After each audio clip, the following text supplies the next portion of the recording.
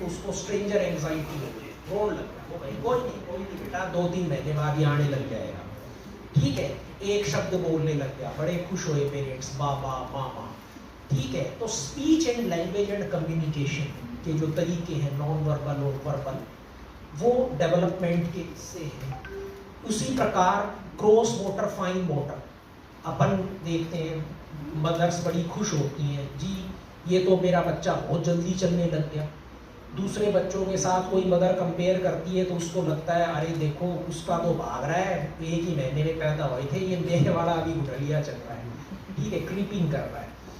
तो एक वेरिएशंस होते हैं, है ना, जो एक रेंज होती है नॉर्मल डेवलपमेंट की, उसमें वेरिएशंस होते हैं। वो आम समाज में भी हमारे लोगों को, मम्मी को, हमारे बुजुर्गों को, सबको पता होते हैं। वो बताते हैं कि भाई आप चिंता मत करो, इसके पापा भी ऐसे चले थे, मेरा दूसरा बेटा ऐसे चला था, ये कर जाएगा। फिर उनको पता भी चल जाता है कि ये लेट कर रहा है, सबको नहीं पर ज़्यादातर को, कि अब कुछ समस्या है। उसी प्रकार डेवलपमेंट का, जैसे कि हमें पता है ब्रेन तो हमें यहाँ दिख रहा है, माइंड तो दिख नहीं रहा है ना, हार्ट दिख रहा है पर लव तो नहीं दिख रहा है।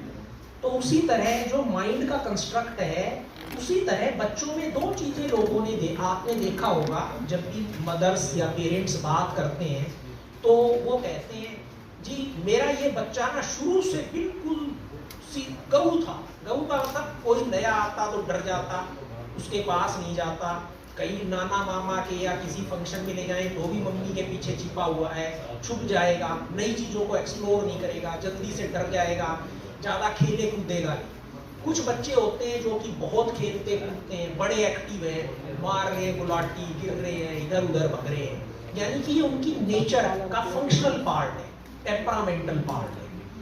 दूसरी चीज होती है नर्चर, कि भाई आपको उसको कैसे पाल रहे, ठीक है जी। अब मान लो कि एक कोई भी एनिमल है, फर्ज करो एक गऊ है, अब वो ऐसी जगह रह रही है जहाँ पे उसको, राजस्थान में है, छोटा हुआ है, वो ऐसे ही अपना थोड़ा थोड़ा फीड कर रही है और वो मिल्क कम देगी क्योंकि एनवायरनमेंट में उसको फूड कम है, स्टिमुलेशन कम है। अब जिस बच्चे को जो खूब एक्टिव है उसके माँ बाप खिलाएंगे, ऐसे करेंगे तो वो और भी अच्छा करेगा स्पोर्ट्स में, उसको पॉजिटिव रिवॉर्ड मिलेगा। वो तो एनिमल्स में देखते हैं तो ह्यूमन बींग्स को भी मिलेगा। और जिसके मम्मी पापा टाइम नहीं देंगे, आप ऐसे ऐसे करके बच्चे को नहीं खिलाओगे, वो और सुस्त पड़ा रहेगा, उसकी एक्टिविटी लेवल, स्टिमुलेशन। तो एक बड़ी सेइंग है डेवलपमेंटल साइंस के अंदर कि there is something which the child does to the environment. बच्चा अपने आप रेस्पॉन्स लेगा, जैसे कोई बच्चा यूं आपके पास चलता आएगा, ऐसे करेगा तो आप वो करेगा, आप भी उसको रेस्पॉन्स देंगे। एक दूर खड़ा है, एक दो बार आप करोगे, फिर सोचोगे यार रहने दे, रोने लग जाएगा, ठीक है। And there is something which the environment does to the child. Environment भी, तो ये दोनों चीजें बड़ी जरूरी हैं। अब क्या हुआ, पिछले कुछ सालों से स्कूल से बड़े हिंदुस्तान के उसमें देखें, विदेशों में पहले शुरू हुआ कि भाई जी ये बच्चे को आप साइकोलॉजिस्ट को दिखाओ, ये तो टिक के नहीं बैठ रहा, क्लास में ऐसे डिस्टर्ब कर रहा है, तंग कर रहा है। दूसरा, ये बच्चा जो है ये तो बड़ा नोटी है, ये बंक करके भाग जाता है, बीच में जवाब देता है, कहना नहीं मान रहा, मैडम का जो है सवाल जवाब कर रहा है, ठीक है जी, ये जो है विरोधी है, अपोजिशन करता है। तो उन सबको वो रेफर करने लगे।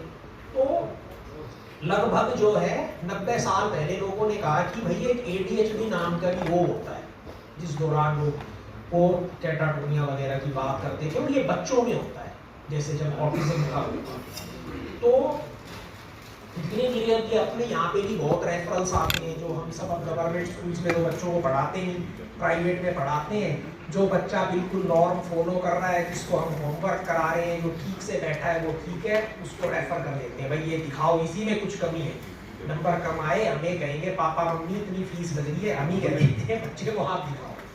तो अब आप उस बच्चे को लेके आओगे तो हम में से कहीं सोचेंगे यार हम भी तो खेलते थे, इसमें ऐसा क्या है, टिक के नहीं बैठ रहा है ना। तो ऐसा भी नहीं, मम्मी काफी भी कुछ नहीं बोल रही है। कई बच्चों के बारे में वो बोलती है जी ये बहुत ही अति चंचल है, 8-10 साल का है, थोड़ा बड़ा हो गया भाई ये तो जो है उन्मादी है, हम करता है, ये उसको पीटाया, ये लड़ाया, वहां जोड़ में कूद गया, ये बड़े झूले पे चढ़ गया, है ना, ये तो देखो घर के जो पुराने घरों में वो होते थे खुले जो लटक गया डंडे पर गिर जाएगा, है ना, भाग जाता है, पकड़ में नहीं आता, ये तो भाई चोट लगा देता है। जो चीजें इसको देते हैं पेन पेंसिल सब तोड़ दी, जो खिलौना लाया उसकी उसी दिन इंजीनियरिंग कर दी, खत्म काम। ठीक है, अब जो माता पिता अकेले रह रहे हैं या जो मम्मी अकेली रह रही है, फादर काम कर रहे हैं और कोई नहीं है, शहरों में आप भेज नहीं सकते डर की वजह से कि बाहर रोड है वही एक्सीडेंट हो जाएगा, वो सब थक हार जाते हैं ऐसे बच्चों से। तो उन्होंने ADHD नाम की टर्म कॉइन की। तो क्योंकि बाद में लोग कहने लगे कि ये तो जी 5% बच्चों में थोड़ा थोड़ा होता है, किसी में कम किसी में ज्यादा, जैसे डायबिटीज बहुत सारे लोगों में, किसी में कम, किसी की खाने से ठीक हो जाएगी, कोई बेचारा मेटफॉर्मिन से काम चला लेगा, कोई इंसुलिन लेगा कम लोग।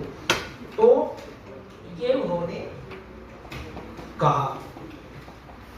इसके बाद इसकी भी स्क्रीनिंग का जो मेरे को आज इंस्ट्रूमेंट दिया गया है, एक इंस्ट्रूमेंट है जिसका नाम है Vanderbilt ADHD rating scale.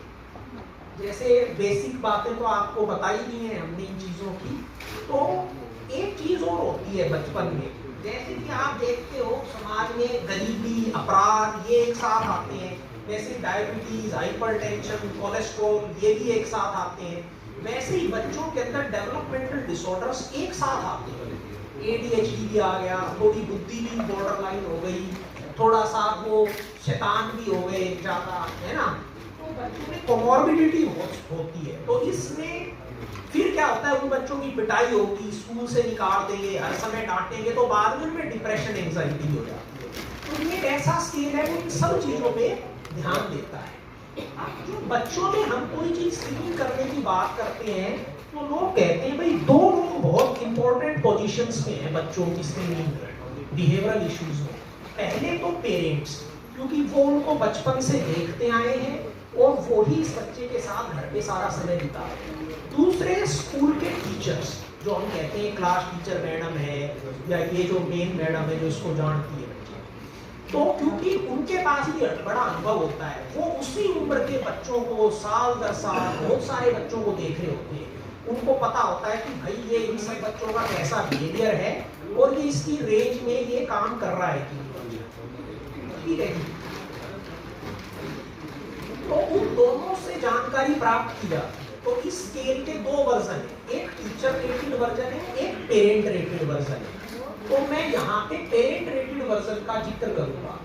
ADHD के 3 मुख्य आयाम होते हैं, इनअटेंशन, बाई, दूसरा हाइपर एक्टिविटी, तीसरा इंपल्सिविटी। और ऑपोजिशन डिफाइंड का मतलब हमेशा चिड़चिड़ा रहता है, जो कहा उसका उल्टा करता है, बात ही नहीं मानता घर पे स्कूल में।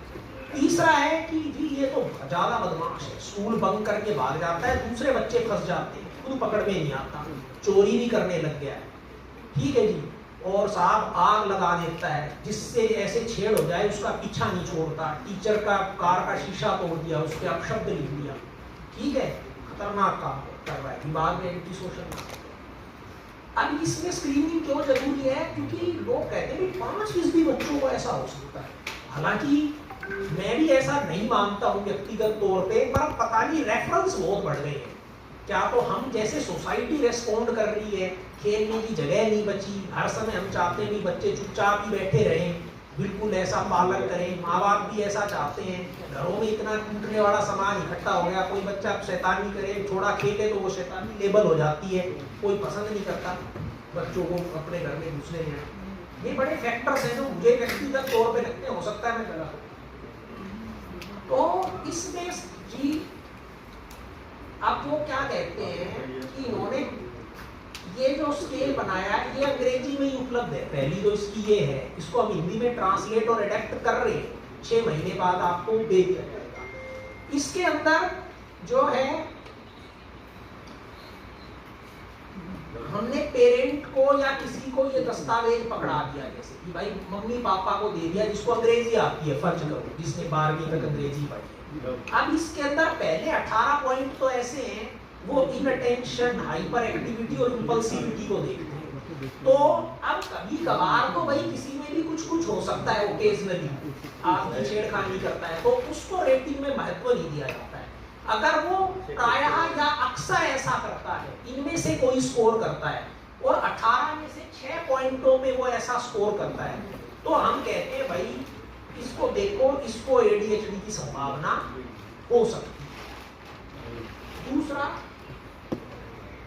इसके बाद जो है कि जो कहना में मानने वाली बात, हर समय चिड़चिड़ा, घर पे विरोध करना, वो वाले सिम्टम आते हैं जो शुरू हो जाते हैं 18 से लेके 26 तक। उसमें कहते हैं कि 4 में कम से कम ओपन या वेरी ओपन होना चाहिए। उसके बाद आते हैं जो कि कंडक्ट प्रॉब्लम, बदमाशी, शैतानी, वो जाते हैं अपना जो है 27 से लेके 40 नंबर तक। उसमें कहते हैं 3 या 3 से ज्यादा होने चाहिए।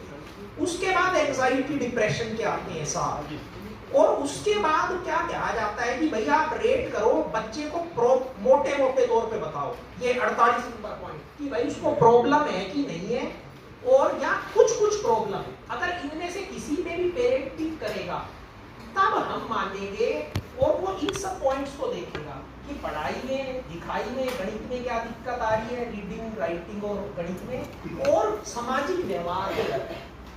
ऐसा ही एक स्केल टीचर को दिया जाता है, वो स्कूल में सामाजिक व्यवहार, एडजस्टमेंट को और पढ़ाई लिखाई को देखता है, और अगर वो प्रॉब्लमेटिक रेट करते हैं तभी हमको उसको महत्व देना होता है। आप समझ गए, हर पॉइंट की छोटी सी प्रेजेंस मायना नहीं रखती। भाई कभी तो मैं भी सुबह दुखी हो सकता हूँ कि आज ये अपना जो है ऑनलाइन फ्रॉड से पैसा निकल गया, तो उसका मतलब ये नहीं कि मेरे को आप चलो आपको डिप्रेशन हो गया, अपना इलाज। अब इसके अंदर क्या है, कई ऐसे केस आते हैं जिनमें मदर्स आ जाती है, अभी मेरे पास लक्षण है, ध्यान रखना है। तीसरा कि भाई एक जगह पे है तो वहां पे एनवायरनमेंट को स्ट्रक्चर और मॉनिटर करो। चौथा, ज्यादा लक्षण भी हो सकते हैं, दिक्कत भी हो सकती है, तो अगर वो बड़ा है तो दवाई की भी जरूरत है, पेरेंट मैनेजमेंट ट्रेनिंग की भी जरूरत है। तो इस स्क्रीनिंग इंस्ट्रूमेंट से रिसोर्स यूटिलाइजेशन हम बेहतर कर सकते हैं। तो ये इसका ADHD के स्क्रीनिंग इंस्ट्रूमेंट का उद्देश्य है। पर इससे हमें 2 बातें याद रखनी है कि बच्चों में असेसमेंट मल्टीपल सेटिंग्स में करना है, स्कूल, घर और जो खेलने का ग्राउंड है वहां पे। आपकी पेरेंट्स को भी अलग-अलग से देना चाहिए। हाँ बिल्कुल देना चाहिए, उसमें भी फर्क आता है डॉक्टर साहब। दूसरा जो है कि उसको थोड़ा ऑब्जर्व करना चाहिए, टाइम देना चाहिए, जल्दीबाजी नहीं करनी। तीसरा कि इसके आधार पे बच्चों को हम स्कूल रिकमेंडेशंस करते हैं। स्कूल से बड़ा स्टिग्मेटाइजेशन हो जाता है, प्राइवेट स्कूल कई बार बड़ा नकारात्मक रवैया अपना लेते हैं। तो अगर आपको फिर रिकमेंडेशन करते हो कि भाई उसको इंक्लूसिव एजुकेशन में ही रखो, या आप इतना फीस ले रहे हैं, गवर्नमेंट स्कूल्स भी आजकल स्पेशल एजुकेटर रख रहे हैं, तो आप इसको उसकी सुविधा दिलाओ, आप इसको बीच बीच में छुट्टी दे दो, पीरियड खत्म होता है, एक चक्कर मार के पढ़ पूरी नहीं के आ जाएगा, कोई बात नहीं, इसको थोड़ा एक्सेप्ट करो। तो ये सब रिकमेंडेशंस बहुत वर्क करती हैं, जिससे फैमिली का डिस्ट्रेस बहुत कम हो जाता है, बच्चे में स्टिग्मा कम हो जाता है। जिनको जरूरत होती है फैमिली इंटरवेंशंस की, उनको फैमिली इंटरवेंशंस मिल जाता है, जिनको दवाई की आवश्यकता होती है उनको दवाई मिल जाती है।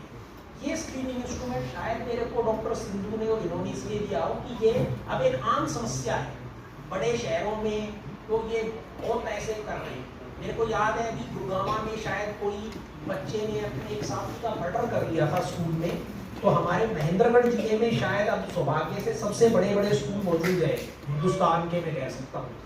तो वहाँ पे जो होते थे वकील साहब, उसके मालिक, उन्होंने मेरे को कहा भाई हम भी ऐसे स्क्रीनिंग करवाना चाहते हैं हमारे स्कूल में भी ऐसे बच्चों की। मैं बोला जी आपके तो 10-10 हजार और इतने बच्चे हैं, ये तो स्क्रीनिंग करना ही बहुत बड़ा काम है।